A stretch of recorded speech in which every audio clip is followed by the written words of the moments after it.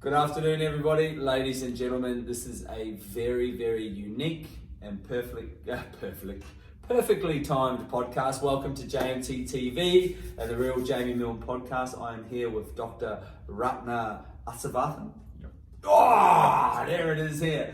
And as I was saying, this is a unique opportunity. Dr. Ratna is a highly respected professional in the medical field here on the Sunshine Coast. He's been part of Queensland Health since 1992, that's 28 years. Director of surgery for 16 years, a specialist in pancreas and the liver. Did I get That's your research, yeah. Did I get the body parts right? Yes, yeah. I got those body parts right. Has his own private practice, Pacific Surgical Care. Yeah. Still going, he's got a bit more runway. Ratna has his father to two amazing boys, both uniquely talented themselves, and a lovely wife, Antoinette. So, family here on the Sunshine Coast. You've been in Australia since you were 14, but born in Africa?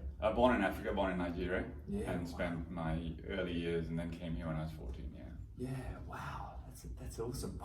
Just when I was doing a little bit of research on Ratna, and it's like, oh my God, my mind was bending at your contribution to healing, to health, to medicine, and Australia and the Sunshine Coast have been lucky to have you, that's for sure. So, thanks, Jamie. I don't know about that, but it's interesting when you look back and you go, didn't plan any of that. It's only, when you look back and you go, interesting how life works. Yeah, how did all that happen? I don't remember that. Today's Sunday afternoon, you look back, and by the way, today's Sunday afternoon, this busy man has left his family at home to come and spend 20 minutes with us. And look, it is an important topic, and I believe it's timed perfectly well. As at the moment, the world seems to be, they call it a pandemic. Is it a pandemic with coronavirus? Ratna's not a specialist on coronavirus, but obviously with his, the tail of the tape is suitably positioned to share his perception, what you think, how things are going.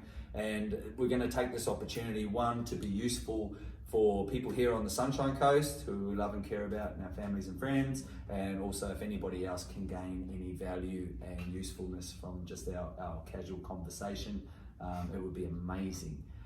So thank you for your time, because we really appreciate it. Sunday afternoon. Podcast history. The quick obvious question: what is coronavirus, or was it COVID-19? COVID-19. So just to get right back to the basics, coronavirus is just a name for a virus, and like any other naming convention, we name our kids, we name other things. We have to name it so that we don't mix up with other versions. So it's a family of viruses, very similar to the common cold in part of its family. But it mutates as viruses do. And so this particular one is called corona, because it's actually, when you look at it under the electron microscope, the particle has a whole lot of bumps on it, which look like a crown. Hence the corona, which is Latin for crown. So it's called coronavirus because of that. Wow. And it's called the novel coronavirus, or the new coronavirus, because the SARS virus is actually a coronavirus, which was the previous epidemic. That's a while ago, wasn't it? It's 2009 or somewhere around. Let's say almost 10 years, or more than 10 years. Yeah. And same, there was a Middle Eastern respiratory disease as well, in and around the same time, which was also a coronavirus. Okay. So they're just different versions of this mutating. Okay. So that's the coronavirus. And then the reason they call it COVID-19 is the coronavirus is the virus, but the disease it causes is a certain group of symptoms, which includes pneumonia. And so they called it COVID, which is coronavirus disease, 2019, because that's when it came. It's December 2019 or something. So that's the naming convention. That's okay, so that's what that's all about. Yeah. Learning already. This is good. This is exciting. So I suppose probably the biggest thing, and as a small business owner, and I know you see all the posts on Facebook, it seems like there's an enormous amount of, whether you call it fear-mongering, scare tactics, propaganda, sensationalism, and then there's value. You read some things and it's like, okay, well that makes sense. From a simplistic perspective, what can we do to prevent? So, I'm not sure, is there much of it going around the Sunshine Coast, or potentially will it get here? Yeah. Or it will get here? Oh, well, I think it will get everywhere, Yeah. probably eventually. But before we go there, and yes, I agree with you. There's a lot of stuff happening out there. I read, and I'm no expert by any means, and I sit there trying to avoid the news usually.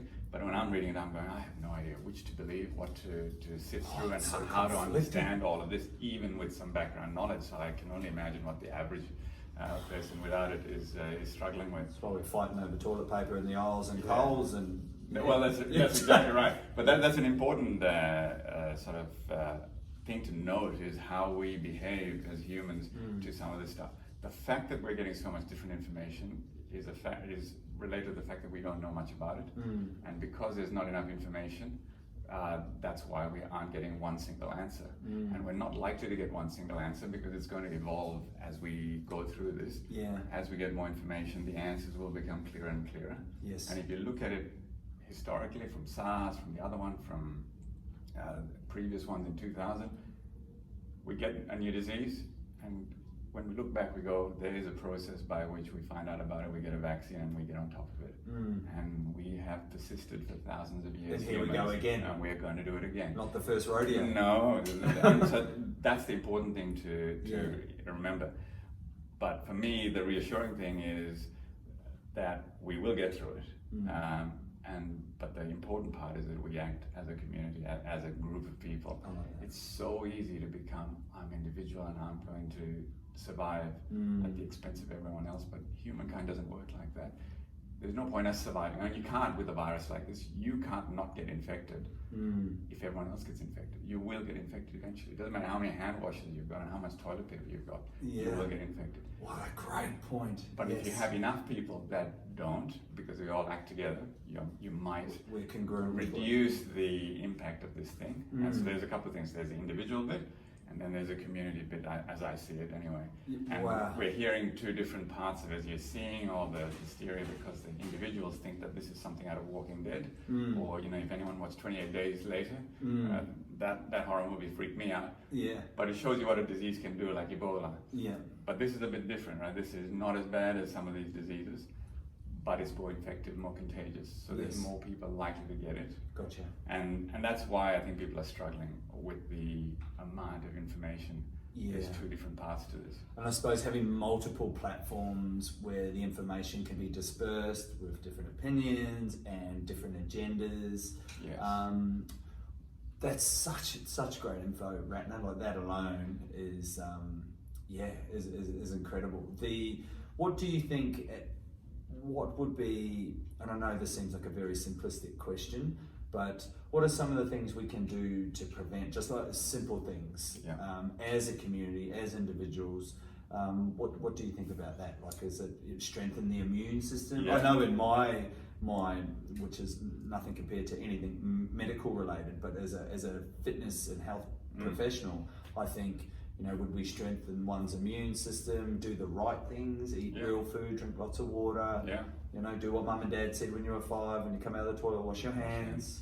And I think exactly. So you put a post up, I think, on the page recently, which I think touches everything that you should do, which is exactly that. We need to take personal responsibility for our health as an individual first, before worrying about the rest of the world, right? So the important things are how not to get sick firstly, not just from the coronavirus, but from the flu that's coming up in winter anyway, and from any other cold, and from any other thing that you're trying to avoid.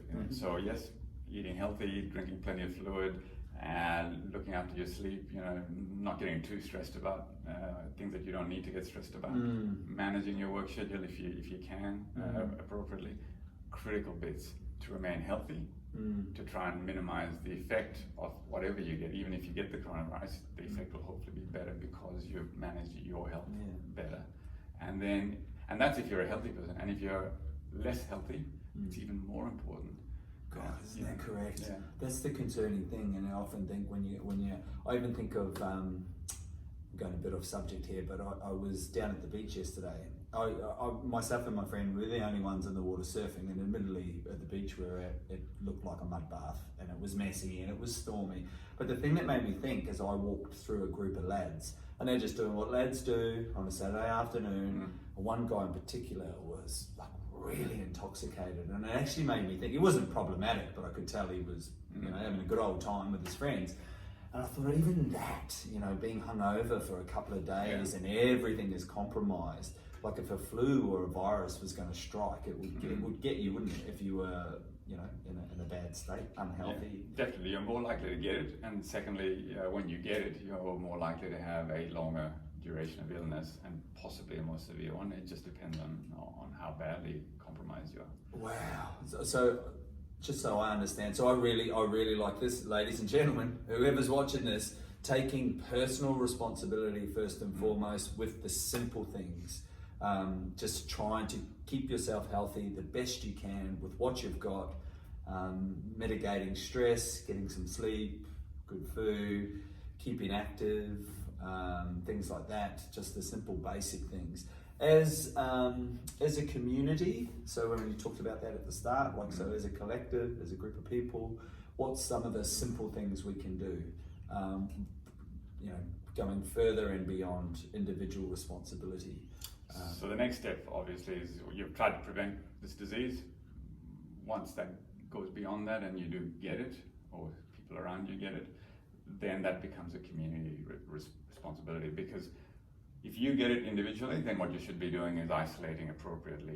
It's so, and we're the worst of that, medical people, and I'm actually one of the worst when this happened, and all my career I've been like this.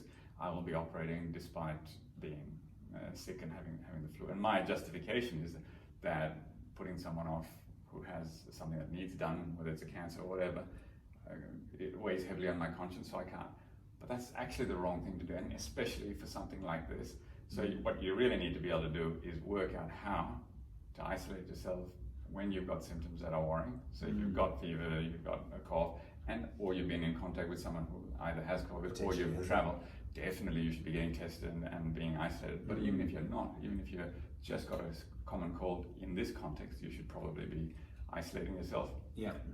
Trying to do all the right things, hand washing, avoiding coughing, because it's spread by droplets, much like the cold. Yeah, that's just your coughing. Yeah, the saliva. So if I'm coughing now and not covering up, you'd be like, "Oh, thanks for that, Jamie." You've got a good spray. Got a mist. That's right. Just a Batinia mist, just everywhere. Yeah. So to avoid all of that is really important, because that avoids you then contaminating someone else. But even if you didn't get the disease and someone you know did, making sure they're isolated, making sure you're providing them with the needs like food and other needs that allows them to be isolated. Your neighbors, if they're sick, and you can help. That's what a community does. Yeah. So all of those things start to become really community-minded things. God, great advice. That probably explains the extreme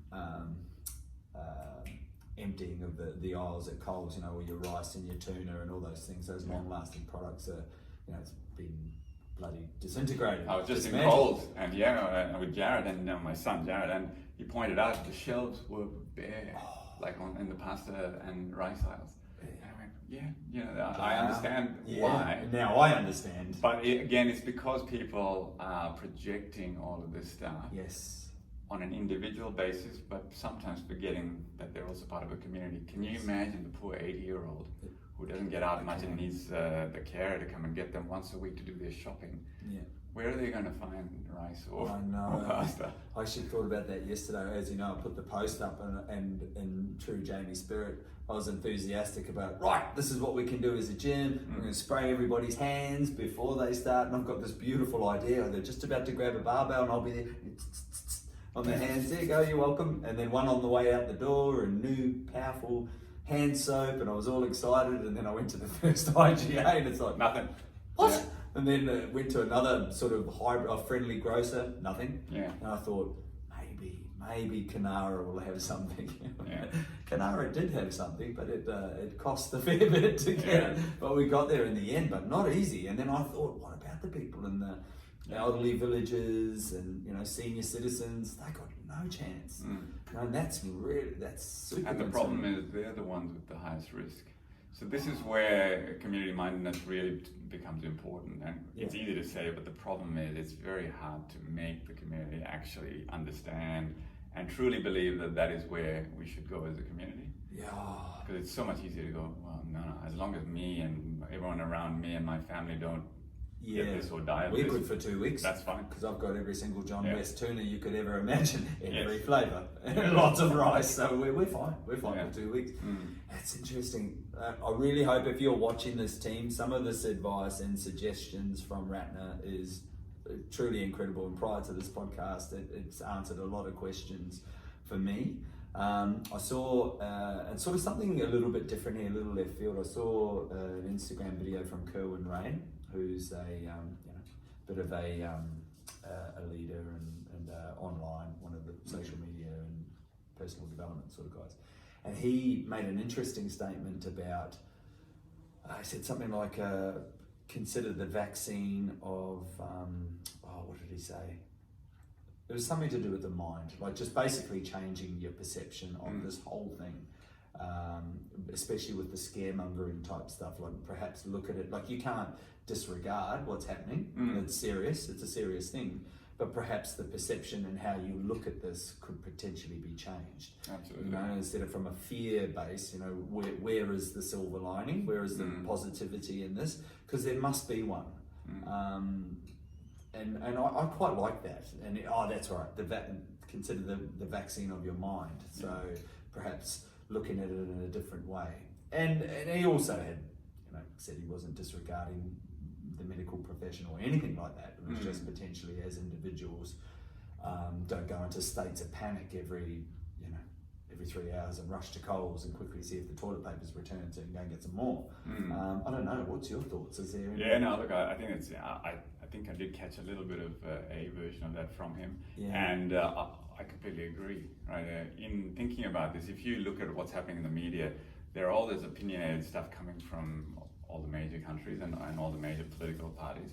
If you listen to, I'm not sure that listening to Trump is a great idea. I listen to it and go, really? How does this person ever? How did he get there? Yeah, but that's a separate issue. But even in their talk shows and things, there's a whole different number of views on this, and it just shows you that there's perspective involved in here. And what we've got to do is manage our perspective of this.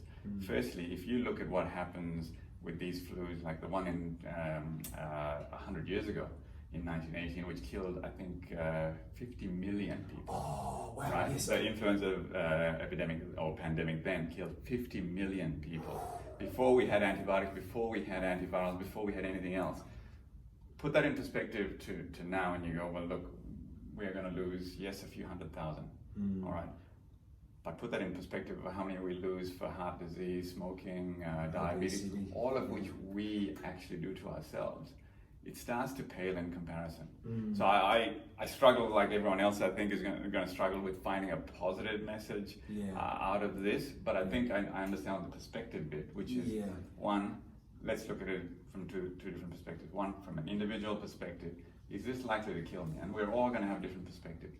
I'm going to have a different one to someone who has, say, 2 elderly parents and 2 grandmothers in their household. So if they get it, there's a high risk of death in that household. There's no doubt about it. Yeah. Whereas if I've got 18-year-olds, which I have, right, the chances of us dying from this is small. That's what the statistics say. However, the chances of me maybe having a problem with my job or with might be quite high, because if I'm a small business owner, for example, even though I might not die from this, the impact socially is going to be huge. Yeah, that's right. So everyone has an individual impact from this. It's not just death that's the problem. It's all the other bits. Economically. So each of us has to work out what that perspective is for us, and then work out how do we adapt to it, which I think is what Kevin Ray was saying. Yeah. How do you innovate to this? How do you adapt? That's right, innovate. How do you adapt to this? Because it is an absolute critical thing. Yeah. And if you just curl up in a corner and cry, it's not going to help you much. No. But equally, just becoming selfish and trying to hoard things for yourself is probably not going to help you either, because the impact's still going to happen around you. Yes. And will eventually impact on you. Yeah, very valid point. Wow. So how do you see this? Not be panicked and then do some constructive things. It's almost like just pausing a little bit, isn't it? Just try and stay calm in this chaos. Pause a little bit before making decisions, rash decisions.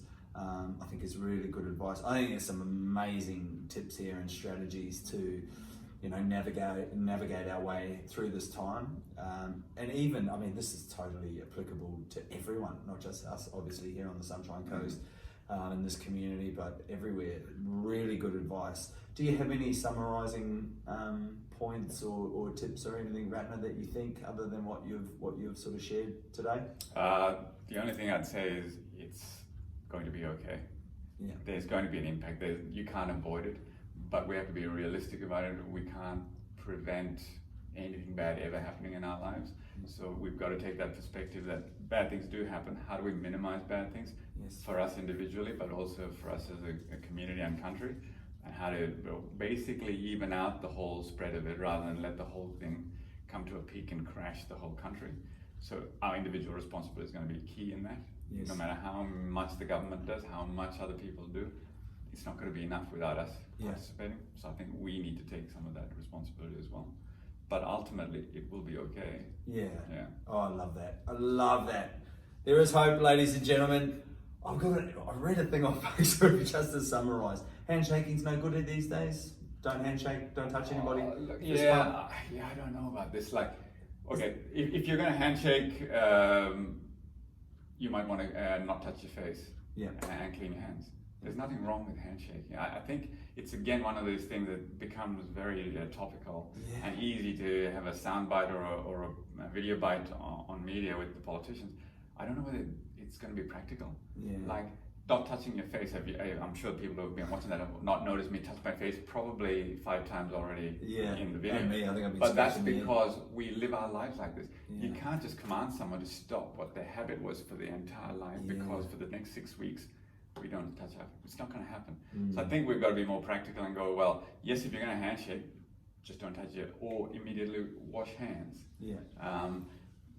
I just worry that the negative social impact of us not even greeting each other, not touching it, might actually overwhelm. Yeah. But again, it's a personal decision. And if you know that someone's actually being in contact, always unwell, you probably are better off having distance. In fact, they're the ones who should be initiating that and going, I'm not touching anyone. Sorry, I'm not feeling the That's what I greatest mean at by the moment. personal responsibility. Yeah. I've had a cough or a cold for the last 3 days. I'm recovering. I'm better off not touching you. Sorry. Yeah. Put it on yourself rather than putting it on them to not touch you. And that's how I kind of understood it. I just thought, handshaking's fine, a little sneaky hug, whatever, wash your hands a bit more than often.